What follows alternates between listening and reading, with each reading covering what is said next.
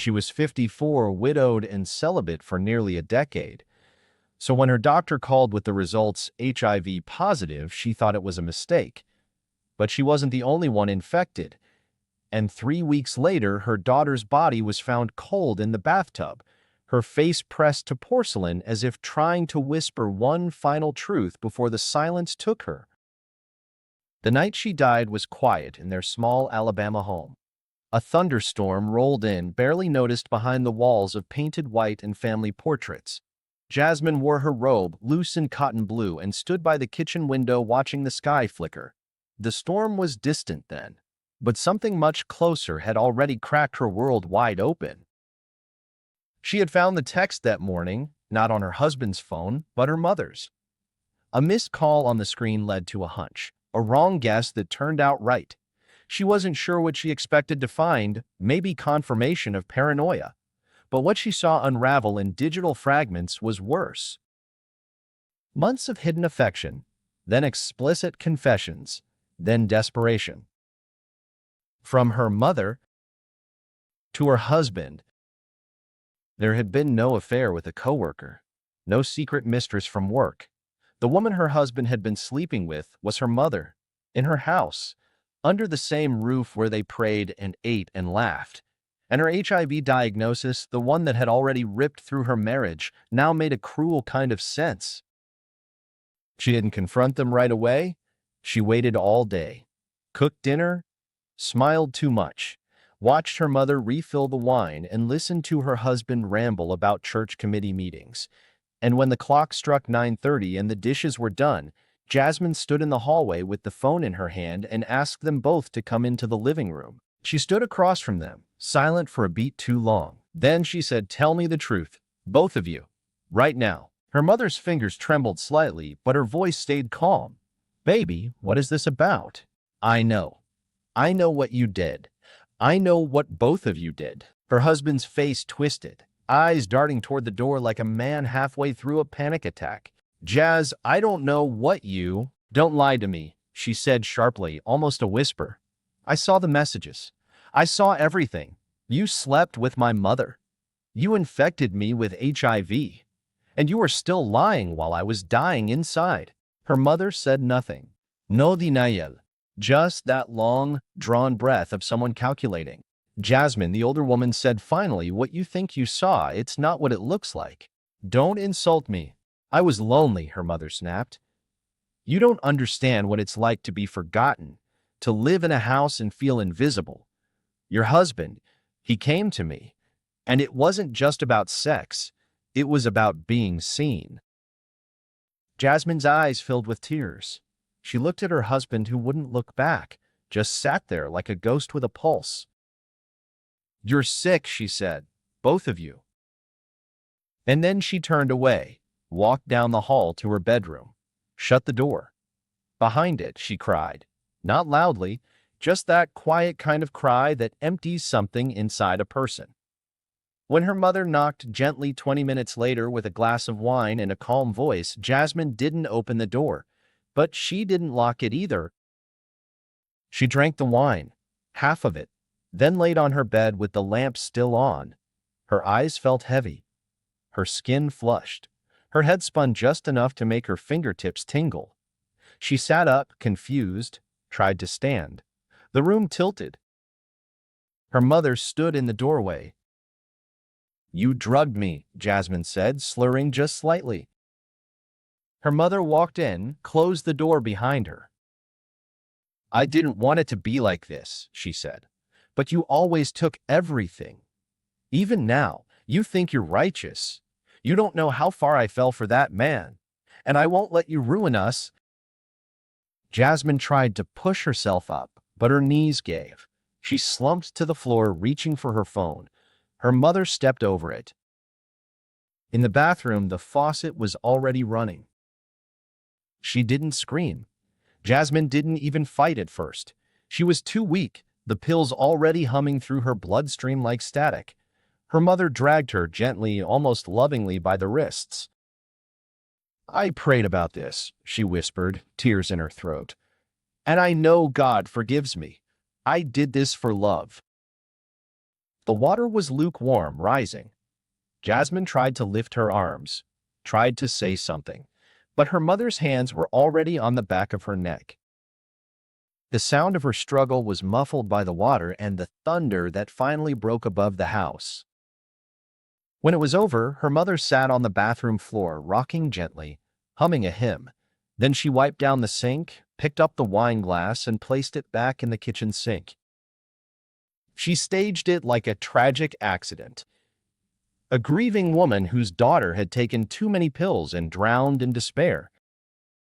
When the EMTs arrived, she cried for them, cried in front of the police, cried into her Bible. But she didn't cry for Jasmine. Detective Rena Holt arrived the next morning. She had been called on at the request of a friend in the department, someone who felt something was off. No obvious signs of struggle, but something about the body position, the faint bruising on the back of the daughter's neck, the unfinished glass of wine on the counter.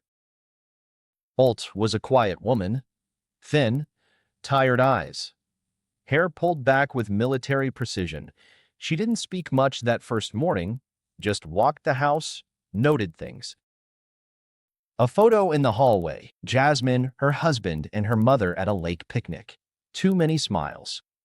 Too much closeness. She walked into the bathroom, looked at the tub, the towel folded perfectly, the scent of lavender still lingering. She didn't go to sleep planning to die, Holt said quietly to herself. The coroner's report would later confirm the presence of a sedative in her bloodstream, enough to make her drowsy, but not enough to kill her. She had drowned, but she'd been alive when her head went under. It would take weeks before the truth broke, but something had already begun to rot beneath the surface. Holt could feel it. Something about the mother's too perfect grief, the husband's vacant, trembling silences. Murder was a dirty word in polite families. But in this house, beneath its Bible verses and neatly vacuumed carpets, love had turned into possession. Shame had become motive. And blood had mixed with water quietly until it drowned the one woman who had been the only innocent in the room. Detective Holt spent her first full day on the case in silence. She wasn't one for questions, not right away. Her method was more about stillness. Let the walls speak first. Let the light fall just right across the edges of grief. And grief was everywhere in this house, but something about it felt directed, performed, controlled. She asked for Jasmine's full toxicology report, requested a re-sweep of the bathroom drains, and began the process of quietly gathering devices, phones, tablets, anything that might explain what led a healthy, intelligent woman to drown face first in her own bathtub. Holt had handled accidental deaths before, overdoses, despair. She had seen what real collapse looked like.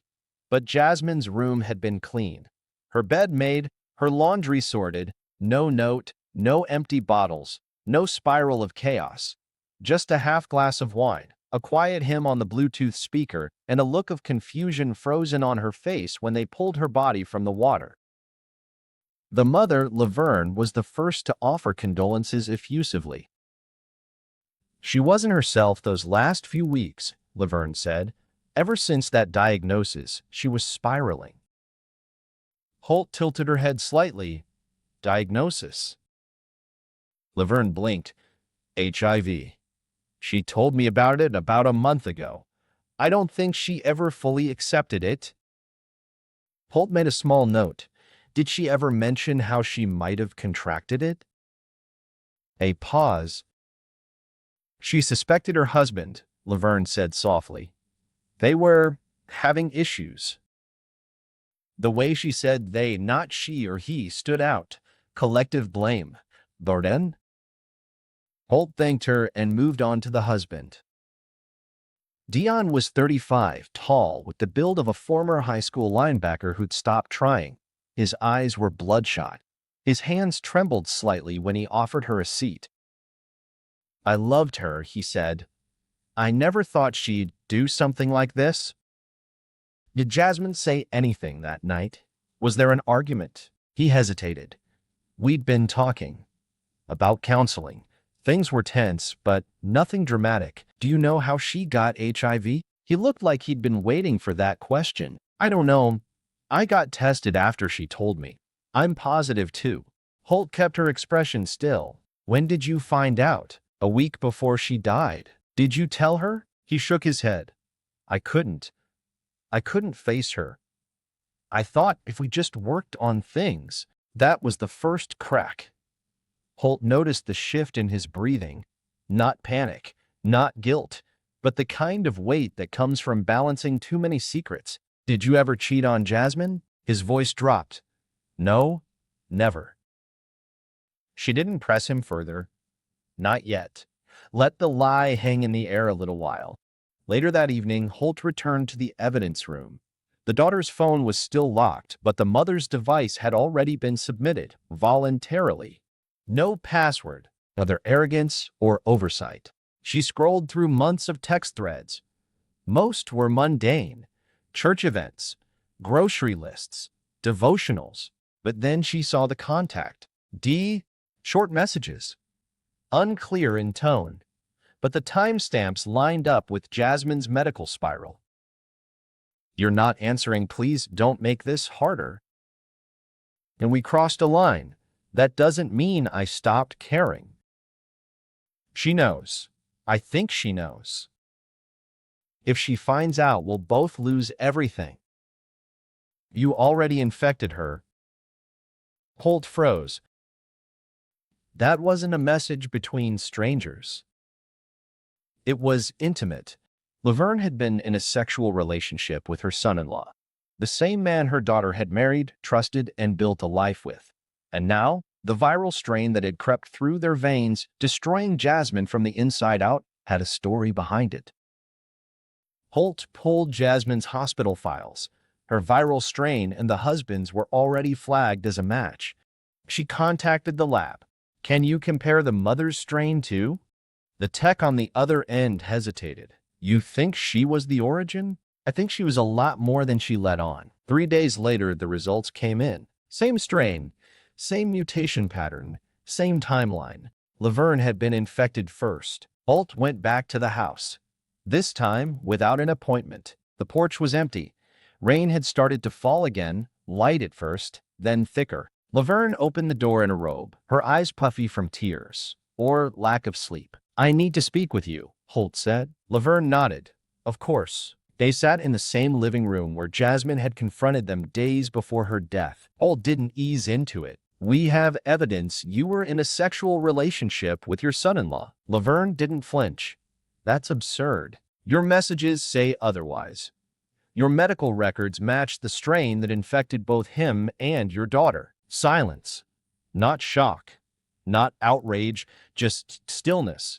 I want a lawyer, she said finally. You'll have one, Holt replied.